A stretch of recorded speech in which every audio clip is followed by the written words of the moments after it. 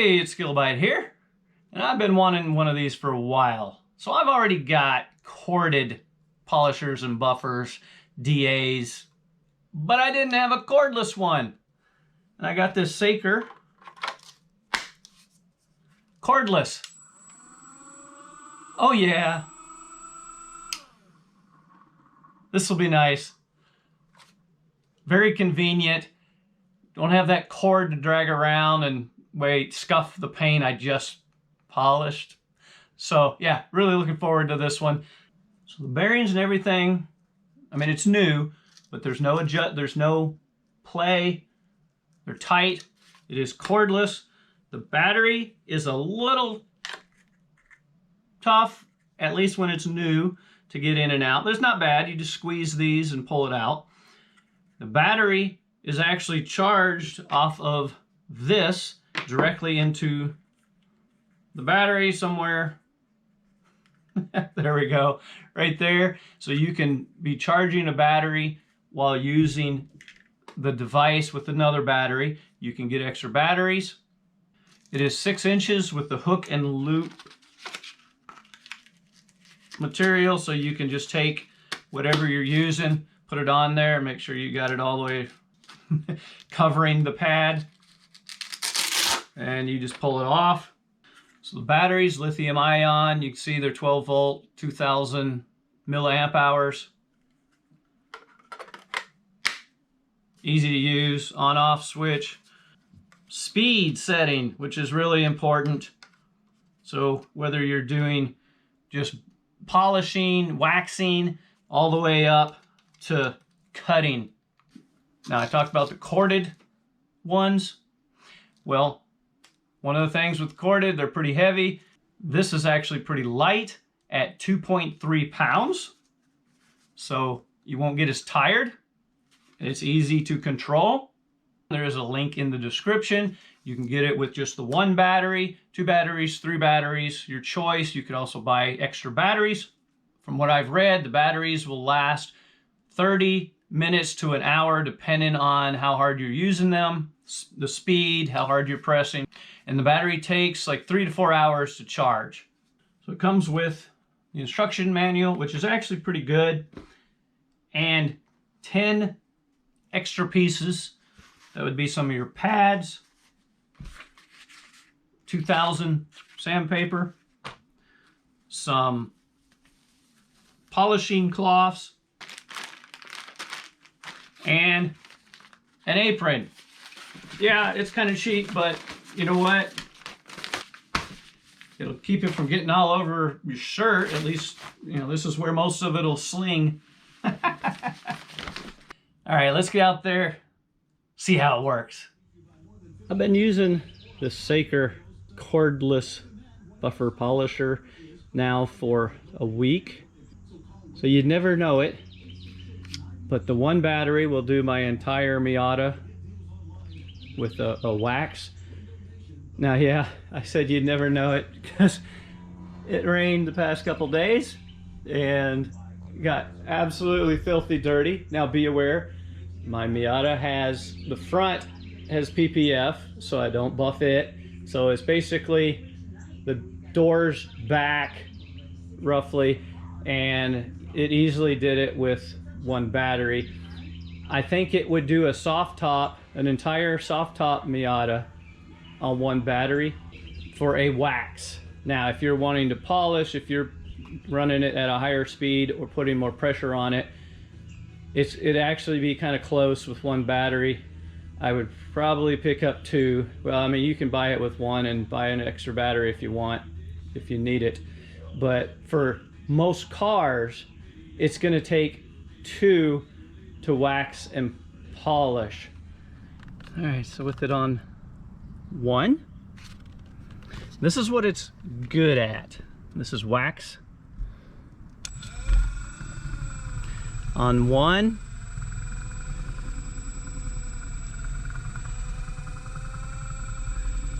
spreading that nice.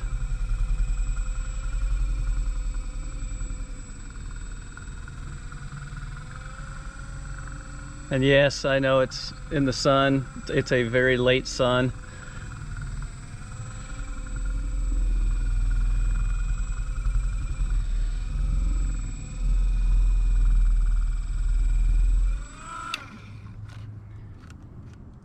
Turn it up to about 3.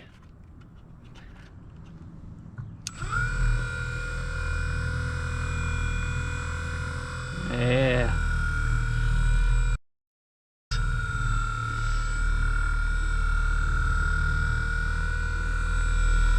This is what it shines at.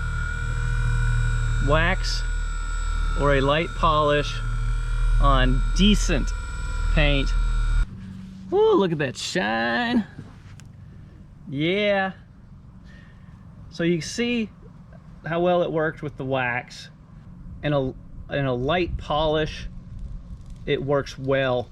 Super convenient, it's quiet. It'll last doing the wax like this for about an hour on a single battery. And it's super easy to handle. So it's great for beginners and you don't have that cord dragging around. Now let's see what it'll do on bad paint. Paint that is oxidated with some cutting compound, and basically give it a torture test, see if it can hold up to the hard stuff. Scratches, lots of oxidation, swirl marks. There's a rub there, another rub or scratches there. Lots of oxidation, lots of oxidation. So I'm going to use a cutting compound first. And we're going to see how well this Saker Buffer Polisher will deal with removing oxidation and scratches with a cutting compound. So I made marks with the Sharpie here so I can see when it's turning, because from the top it is hard to tell if it's still turning. If it stops turning, you're putting too much pressure on it, or you need to raise the speed. Follow the instructions on whatever compound you're using. I am using a cutting compound here. I have washed this, believe it or not. This is washed. I'm going to take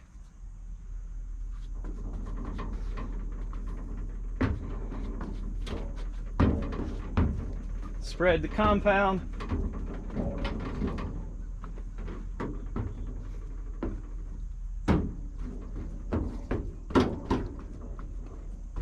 Now, this is not a video on how to do this, so I'm not going to get into a lot of detail. Since I'm cutting, got it on 6, it's full speed.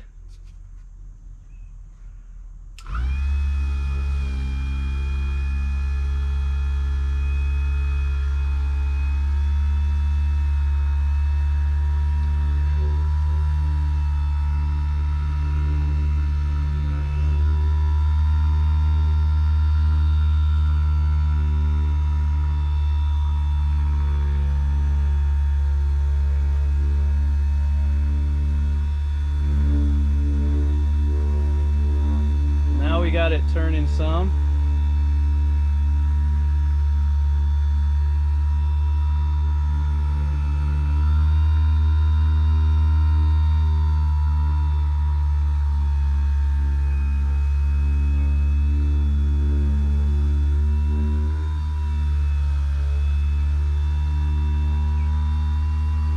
See here, it's stopped turning. I'm having to lift up a little bit.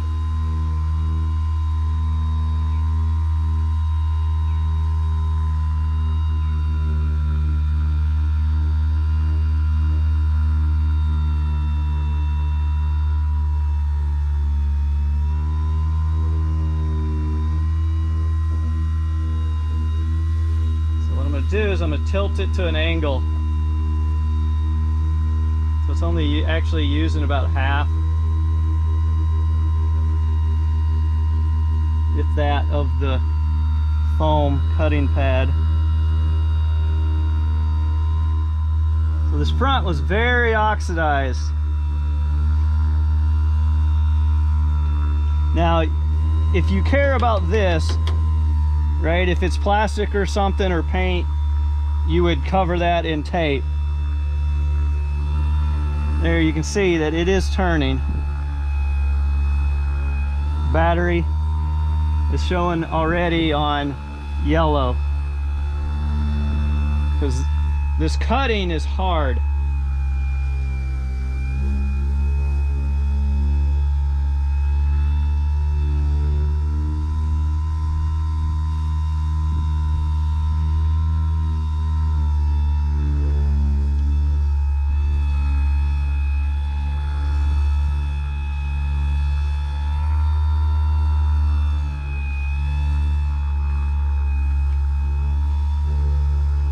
I like that it's quiet, it's light, it's easy to control. It's really good if you're a beginner. You are much less likely to do any damage to your paint with this than you are with a big one.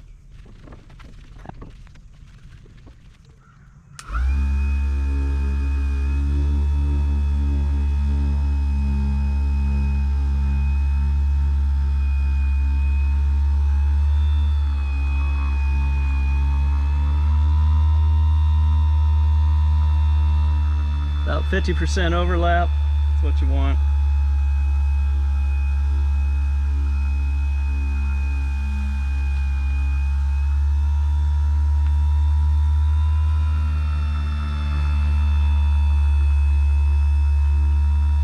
About an inch a second is what you're aiming for. 50% overlap.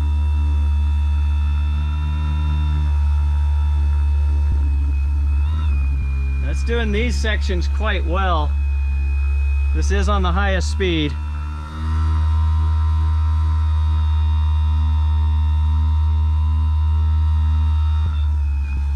You want straight lines, front to back, or sideways, or both.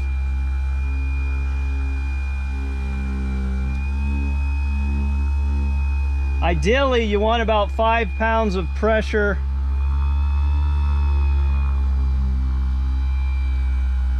That's about 5 pounds of pressure right there. It is still moving, but it's not the best with this cutting compound. Cutting compound is a lot harder to turn, and especially when it's got such bad oxidation.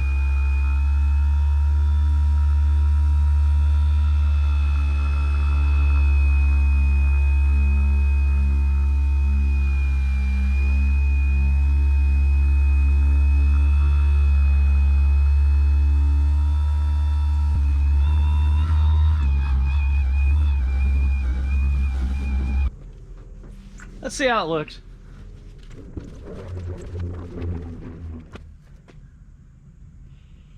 Can you tell the difference?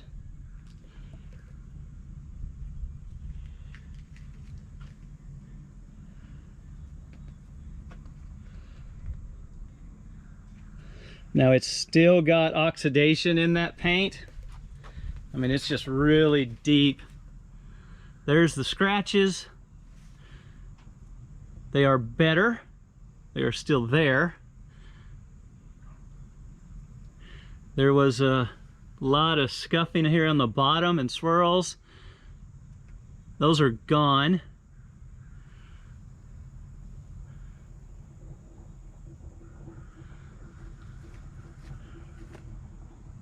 There was a scuff up here somewhere. There, right there. It's still there.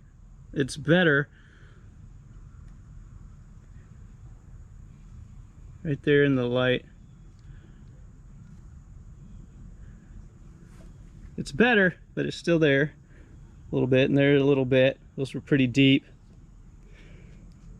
But you can see that the Saker will do this type of work, but it's not really built for this.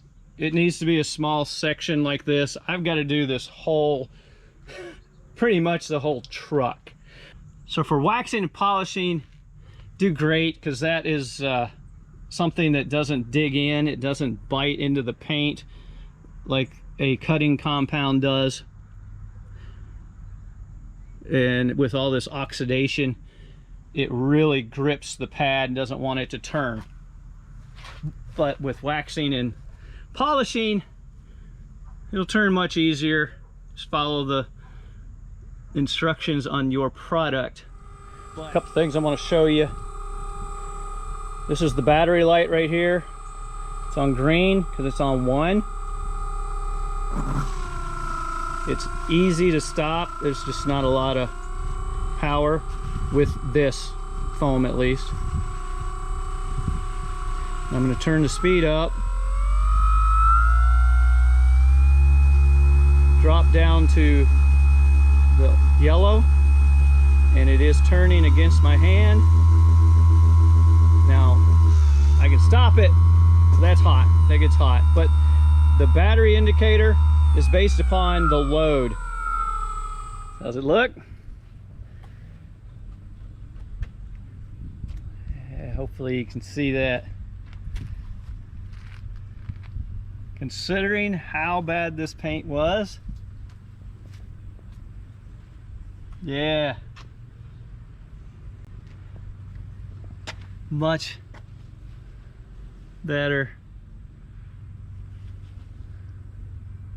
And the battery only took 2 hours to recharge on me, so it must have had a fair bit of life left. So what are my thoughts? So I really like the convenience, the ease. It's easy to use, it's light, it's small. You can use it on things in the kitchen like the stove or sink or windows. Things that are, you know, a little more delicate, this will still work on them and work well. You're less likely to do damage with this because it just doesn't have the power, and it's so easy to control compared to a big plug-in one. Not having the cord is really nice. It's mobile. You can do actual paint correction in a section on one battery, but I would not want to do like a full vehicle with this, just because it doesn't have the power to really cut into oxidation.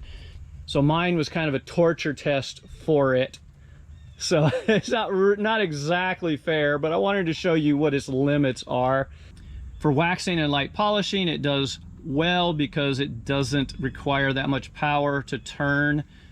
But when you're cutting, paint's really oxidated so that it catches, it wants to grab. That's when you're going to run into any issues. For most vehicles, you're going to want at least 2 batteries. The charger plugs directly into the battery, so you can be recharging while using another battery. However, it takes 4 hours, and this battery is going to last, mine were like 45 minutes to an hour. I've been out here for almost an hour doing this corner, and you know, it's on red, but it's still going. The link is in the description. Hope that was helpful. If so, please like, subscribe, comment, and good luck with yours.